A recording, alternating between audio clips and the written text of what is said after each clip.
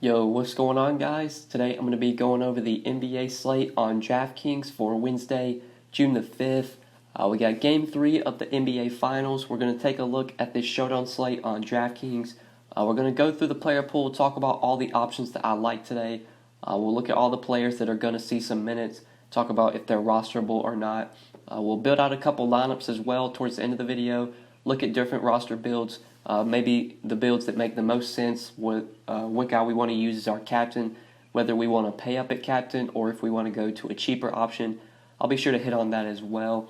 Just before we do get started, guys, I would appreciate it if you would drop a like on the video, and if you are new to the channel, make sure you click that subscribe button down below so that way you won't miss out on any of my new videos.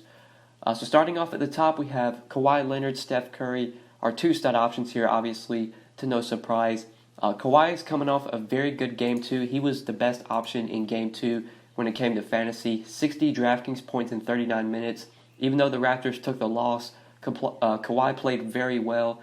Only shot 8 for 20 from the field, but was able to chip in rebounds. Got double-digit rebounds, 14 rebounds, 3 assists, a block, and a steal. Just shot 40% from the field, but took 20 shots, 2 for 9 from 3. Had 34 points, just kind of chipped in everywhere.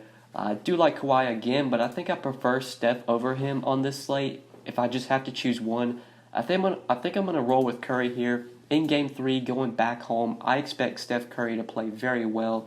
He's coming off a relatively mediocre game in Game 2, just 39 DraftKings points in 41 minutes. Like I said, going back home, I think Curry is going to play very well. If Kevin Durant is able to play, that's going to lessen my interest in Curry. I do not expect Kevin Durant to play. I'm recording this video on Monday afternoon. We don't have any news on Kevin Durant. Last I heard is that he's still not practicing yet. Durant has yet to receive clearance to practice. That was reported yesterday, Sunday around noon, that Durant still hasn't been able to practice. So the fact that it's Sunday and he's not able to practice yet makes me think he's unlikely to play for Wednesday's game. That is something we're going to have to keep an eye on, though. If Durant is able to play, that's kind of a bump down for all the guys from the Warriors. Curry, Green, Boogie, even Iguodala. That's sort of a drop down for all those guys. And I would have more interest paying up for Kawhi if Durant's able to play. But like I said, I don't expect Durant to play here. I think he's more likely to play in Game 4. So I really like paying up for Curry. He's definitely my favorite stud option at 11,600. I'm going to be starting a lot of my builds today with him at captain. Draymond Green, the next guy we can talk about. Green's coming off a pretty decent game in Game 2. Had 48 DraftKings points in 41 minutes. We know what Draymond Green is going to do. He's going to chip in all categories, can get you points, rebounds, and assists. Pretty much a threat for a triple-double every time he steps on the floor. Was on a streak of going with three straight consecutive triple-doubles. That streak ended in Game 2. He only got 9 assists. He was one assist shy of another triple-double. I think Draymond is someone that we can look to, but I think Curry gives you more upside for just 1,000 more. So I still like playing Curry over a guy like Draymond Green. Now, Pascal Siakam at 9,400 was a guy that I kind of took a big L on the last slate. I was pretty high on Siakam coming off his big game, and he did not play that well, at least for fantasy. Just 29 DraftKings points in 41 minutes, had 12, 8, 5 in those 41 minutes. Was not very productive. Pascal Siakam at 9,400, his price is still expensive to where I think I would rather try and get up to Draymond Green or just go down $1,000 to a guy like Klay Thompson. Thompson's another guy that I really like in this mid-range at 8,400. He's questionable right now, but he's expected to play after he left Game 2 with a hamstring injury. It looks like he's going to play. He said himself that he doesn't see himself missing this game. So I'm expecting Thompson to play.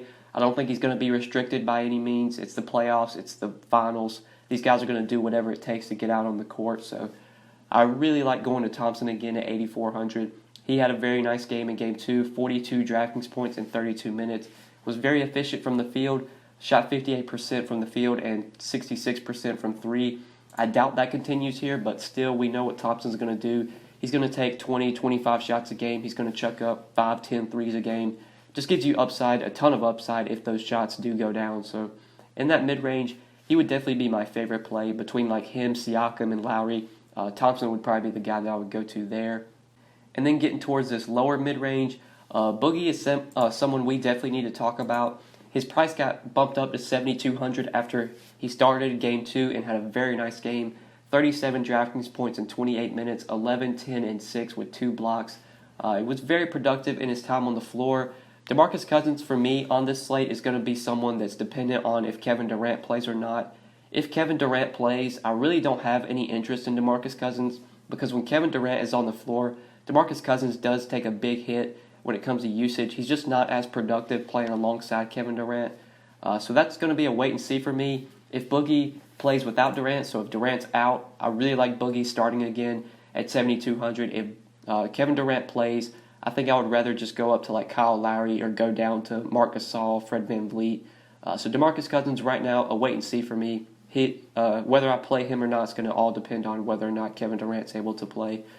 But now some of these other guys that we could talk about. Marc Gasol, 6,600. Didn't have that great of a game last game. The minutes were still there. He did play 30 minutes again, 31 minutes in game 2, but was not nearly as productive in this game, just 17 DraftKings points. He shot 28% from the field. He only took 7 shots, 0 for 2 from 3 as well. So it was a poor shooting game from Gasol. So that was kind of one of the reasons he did not have that great of a game for fantasy. Gasol is still someone that does interest me. Now, if DeMarcus Cousins is able to play without Kevin Durant on the floor, like if Durant's out, I would much rather play DeMarcus Cousins for just 600 more. But Gasol is someone I'll leave in my player pool. I'm not just going to like X him out or anything, but I feel like there are other guys for cheaper that give you just as much upside as Gasol. So for that reason, he's not going to be one of my favorite plays here. Fred VanVleet at 6,200, another guy that I think I'm going to keep avoiding. He did have a very good game last game. He saw a ton of minutes, 38 minutes, 31 DraftKings points. But I still think I would rather go down to a guy like Andre Iguodala. I think Iguodala remains one of the best value plays. Iguodala is 5,600. He still feels way underpriced for how productive he is when he gets minutes. Now, if Kevin Durant plays, that really is going to lessen my interest in Andre Iguodala because I expect Iguodala will probably go back to the bench. And I would expect his minutes are probably going to trend down a little bit. But if Durant is out, Iguodala is going to continue to start, probably going to continue to play about 30 minutes a game. Might see some more as he gets healthier. 29 and 28 minutes in 2 games in this series, 25, 31 DraftKings points. Iguodala is like a kind of poor man's Draymond Green. He's going to chip in all categories, can give you points, rebounds, and assists, can pretty much do it all, can get defensive stats as well. And he still remains way underpriced. I think he is one of the top value plays at 5,600. Now that Boogie's starting and with Kevin Durant potentially coming back, I really have no interest in Kevon Looney. He's someone that I'll be avoiding on this slate. Serge Ibaka didn't see a ton of minutes last game, but he was very productive in his minutes, 24 DraftKings points in 16 minutes. He's a decent flyer, but again, not someone you're going to rely on too heavily. Like Iguodala is my favorite cheap play. I don't know if I'm really going to be going down to these guys down here. Like they just don't get enough minutes. They don't have enough upside to where you really want to consider them. Like Danny Green's getting the minutes, but you never know what you're going to get from Danny Green. I would say he's probably one of the better cheap options. Honestly, I think he's the best cheap option, like 4K and below. I would probably play him over Serge Ibaka just because he's going to play 15, maybe 20 more minutes than Serge Ibaka plays. I know Green's not as productive as Ibaka is, but when he's getting a ton more minutes, and now that his price dropped back down to 3,600, he's definitely one of the better values, but again, I'm probably only going to be playing guys like Danny Green if I'm going with like a star-studded lineup with like Curry and Leonard together. Then I'll probably have to go to Danny Green, but I'm going to try and I'm going to try and avoid having to get him in as much as I can. But other than him, I don't think there's really any other guys I really want to talk about. So let's go ahead and build out a couple lineups real quick, see what we can do. If we want to do some lineups maybe with like Curry as our captain, that's a build I really like going to. But obviously when you go with Curry as your captain, you're kind of going to be forced to play guys like Danny Green or Andre Iguodala. I don't think Iguodala is someone you really should feel forced to play. I think he's a great value regardless. But a guy like Danny Green, you're probably going to have to put in there because if you want to get Curry in your captain, it's going to really thin you out on salary. Let's go ahead and plug in Iguodala as a value. He's going to be one of my top values. I'm going to have him in a ton of my lineups. So once we put Iguodala in there, we're back up to $67.50 remaining per player. So assuming Kevin Durant does not play, I think DeMarcus Cousins in this mid-range is a top play at $7,200. I really like going to him. Now with these last 3 spots, there's definitely multiple ways that you can go. You can either try and pay up for another stud, whether that's Leonard or Green, Siakam, and then throw in a cheap guy like Danny Green, or you can go to a couple of these mid-tier plays, whether it's like Van Vliet, Gasol, Lowry, whether you can do that. So if we want to go like the route with the mid-range plays, we could probably fit Van Vliet, Gasol in there. That wouldn't leave us enough for Kyle Lowry, which is someone I would want to try and get to if I could. So maybe if you went down to like Danny Green, if you want to go to him as a value, then that's going to allow you to get up to Pascal Siakam. So you could definitely do that. If you want to try and get all the way up to Kawhi, if you want to try and get Kawhi in there, you're obviously going to need some value. So we'll probably throw Danny Green in there at 3,600. That leaves you enough to play Serge Ibaka. Like I said, Ibaka's not the worst value. He's going to be productive when he gets minutes. Maybe Marc Gasol runs into a little bit of foul trouble, which will help Serge Ibaka. So at 4K, that's a way you could go, but it's very hard to get a lineup you like with Curry as your captain and with Kawhi in there as well. So I think maybe going for a cheaper captain is definitely something you can do to a guy maybe like Klay Thompson at 12.6 or even Boogie at 10.8. Those are probably some captain plays you could look to do. Like if Boogie starts again and Kevin Durant's out, he could easily give you close to 40, 45 DraftKings points.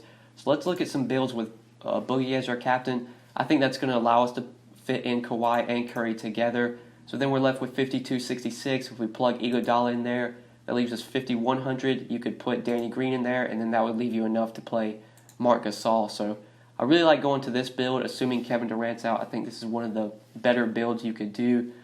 Since there's no salary remaining, I expect a lot of people are going to have this lineup. So if you want to get a little contrarian, maybe you take out Danny Green and put in a guy like Sean Livingston, and if Sean Livingston outscores Danny Green, that gives you a big head up on the field because a lot of people are just going to put Green in there because he's the most expensive player.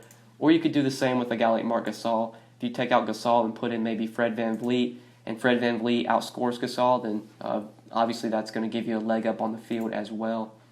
But that's another build I really like. Like if I was probably playing cash games, this would probably be a lineup build that I would look to do. It feels really safe. You're getting guys that all play about 30 minutes or more. So that's definitely a safe build in my opinion. It's very hard, though, to fit in Curry or Leonard as your captain on the slate. I feel like that's probably the most optimal route to go, but once you plug in one of those guys as your captain, you're kind of forced to play guys that you really don't want to play. That's why I don't like doing that. If I can, I'll try and get like a Lowry or a Thompson, Cousins, one of those guys in my captain, because they give you just as much upside. They give you 45, close to 50-point upside, and they're way cheaper as well. So my route, or I would say the route that I'm going to be taking on the slate is probably going with Thompson or Boogie as my captain, then fitting in Kawhi and Curry together, going to cheap guys like Iguodala, throwing maybe some Danny Green in there, and then that'll probably leave you enough to pick one of the guys you want from this mid-range, whether it's Gasol or Van Vliet, whichever one you want to go to, or Looney. But I think that is it for this showdown slate, guys. I think that is it for the video. Hopefully you did enjoy this video. Hopefully it did help you. If you enjoyed the video, make sure you click that like button down below and make sure you subscribe if you have not already. And if you do have any questions, you can leave them down in the comment section below, or like always, you can hit me up on Twitter at the DFS_GOAT. You can message me on Twitter. My DMs are always open if you do have any questions.